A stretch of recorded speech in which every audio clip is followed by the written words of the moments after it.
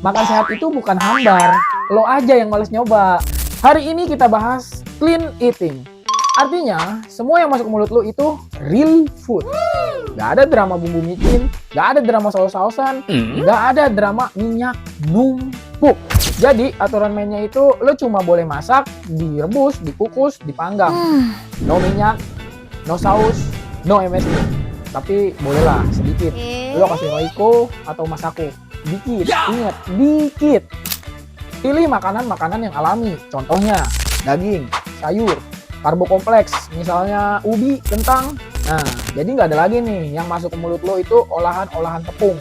Ya, jangan harap mau hasil yang bersih kalau makanan lo masih kotor. Clean eating ini bukan soal makanan hambar. Tapi gimana caranya lo belajar mana makanan yang buat badan lo sama buat nafsu lo.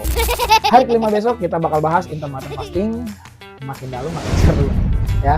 Kalau lo mau dapetin e-booknya, lo bisa ambil gratis. Linknya ada di bio gua. Jangan lupa nonton video besok.